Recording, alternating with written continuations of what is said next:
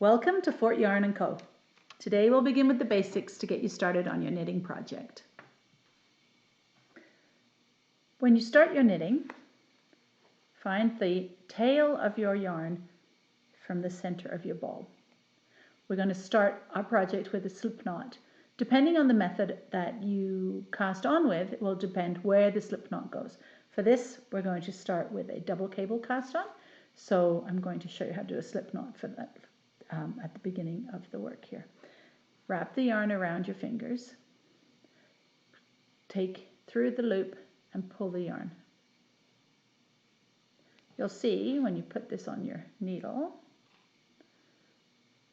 when I pull the ball of yarn, that tightens up my stitch, and there's your slip knot. We'll do that again. Take the tail of the yarn, lay it across your palm of your hand, not the ball of your yarn, the actual tail. So have the tail sit in the palm of your hand, such as this.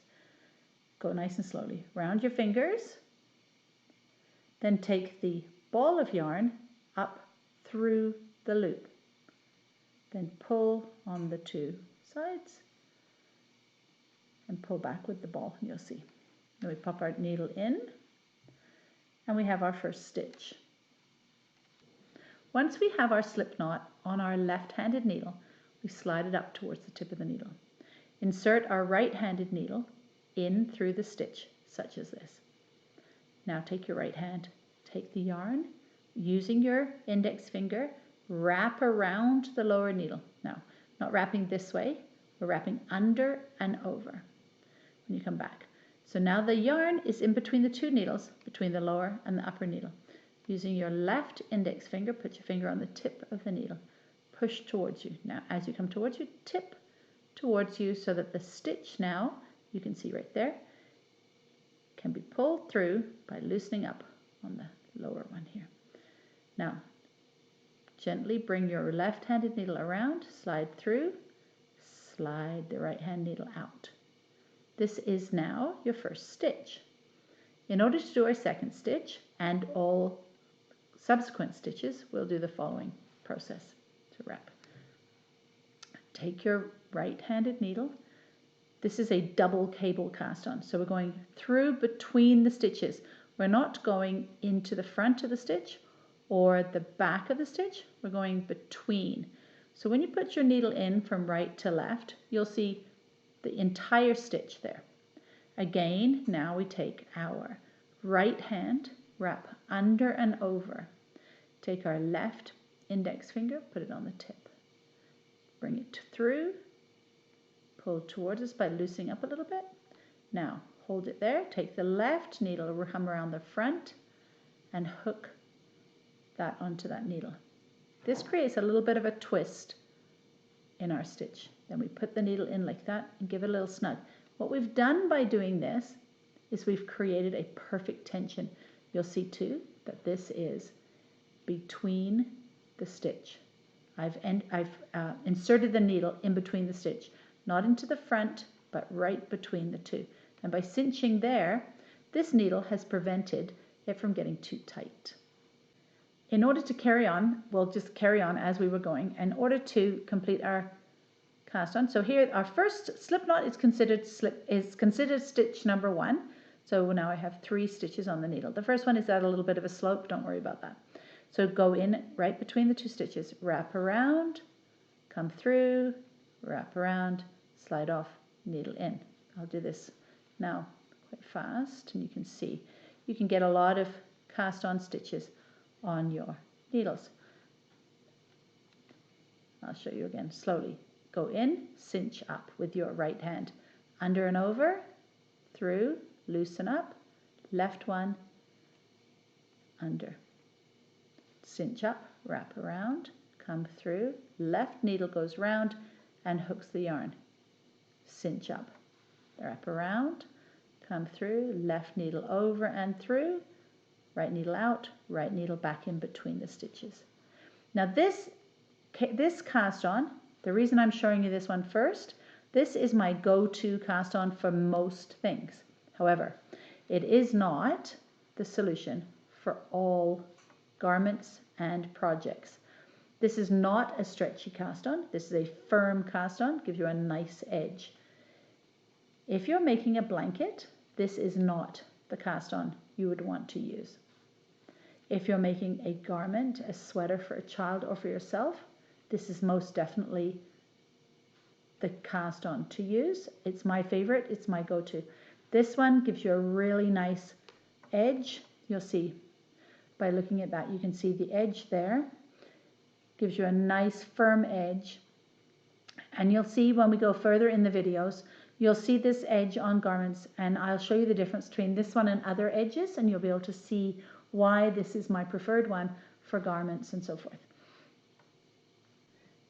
The next cast on we're going to show is a single cable cast on. It's very similar to the last one I showed you. Again, we start with a slip knot. Put the slip knot onto the left hand needle. First stitch, the same as the last. We go in, keep your work at the tips of your needles. Go in from the right to the left, go under and over, and come through. Again, left needle over, and slip the right needle on, the stitch from the right needle on. Now this time, we're just going to go into the front part of your stitch. So last time, we went through the whole stitch. This time, just through the front of the stitch. Under and over, come through, as before. Pull towards you. Take the left one, wrap it on. In through the front only. Wrap around, come through, wrap around, slip on. Through the front, wrap around as before. Come through, twist it and pop it on. Through the front, come round, through, slip it on. I'll do a few more and I'll show the edge. With this one, when I put it on to do my cinching up, I just keep it in the front to keep my tension nice and even. And I give it just a natural little tug as I'm going. No reefing on it. Please don't do that. That will make your stitches so tight you won't be able to get your needle in between the stitch and the needle, and you'll struggle. So just gentle, always gentle with your work. Let the yarn glide between your fingers. And as you get more experience, you'll notice this is easier and more natural for you. So now we've cast on a few. You can see the edge is similar to the previous edge. Looks much the same, but slightly different on the back.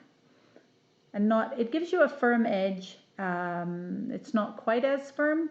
As you try different methods of casting on, you start to choose your favorite. So try them, see which one you like the best for a garment, and then choose the one and work with the one that works best for you. The next cast on we're going to do is the long tail cast on. Now this cast on is good for things such as blankets, stretchy edge items. This is not a cast on that I would use on a garment because it has too much flex. If you use it on a blanket, it's nice and stretchy at the end of your blanket. You don't want your blanket to be tight at one end and loose at the other. So this is a great cast on for that. Again, you're going to do your slip knot. However, for the long tail cast on, we would not do the slip knot at the beginning as we did for our cable and double cable cast on. We do our slip knot at the end of our piece. So if our garment or our scarf or our blanket is to be 10 inches long, we need to place our slip knot at 3 times the length of yarn of our 10 inches. So 10, 20, 30. Now, I always give a little extra for good measure. So I would go to here and then again make my slip knot as I did before. This time also we put it onto our right needle, not our left needle. We take our 30 inches of yarn, that is all here, not the ball of yarn. The ball sits behind, the 30-inch piece sits in front. Wrap the 30-inch around your thumb like this. So it comes across the palm of your hand, hook your thumb onto it. Take the ball of yarn and just hook it around your index finger of your left hand. Take your right hand through your thumb, grab from the index finger, and then pull with your thumb. This takes a little bit. After a while, you get going really good, like quite easily with this. Go through your thumb, grab the ball of yarn, and then pull with your thumb. Again, through the loop that your thumb now has made, grab the ball of yarn, pull towards you. You keep doing this, like this. You get quite a good rhythm going.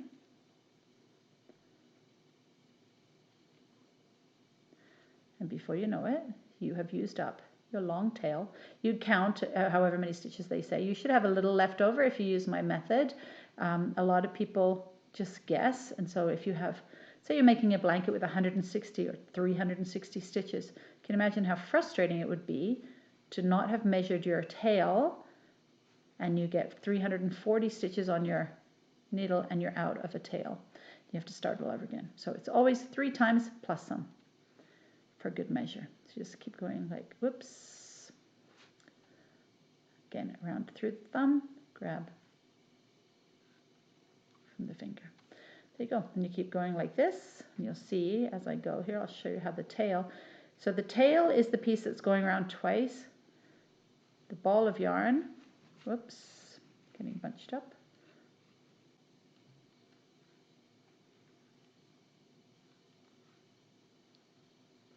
You'll see here that I'm using up the tail. Pretty soon the tail will be non-existent and I'll have the required number of stitches. There's some right here, you can see I've got stitch on my needle. Now also don't be fooled into thinking that this will measure as 10 inches right now, but I'll show you what it does measure to. As you knit, you'll see that it does have a little more stretch to it. So where is my tape measure? So you can see that here I'm at 6 or 7 inches and I have quite a bit of tail left. So I make sure that I'm working with the tail here. So don't make your garment based on what it measures on the needles. Do the required number of stitches as the pattern states, but it should come out to be the correct. You should have, if you do my measurement, you should have plenty of tail to make the required number of stitches that the pattern requires. Here we go. And then you'll see here, this is a little bit of tail left. And if this was to be 10 inches of knitting, you'll see that if I stretch them out, that's approximately right. And I have just a little bit of the tail of the yarn left over. So if you measure 3 times the width of the finished garment, you will have success and you will have the correct length of tail to do your long tail cast on.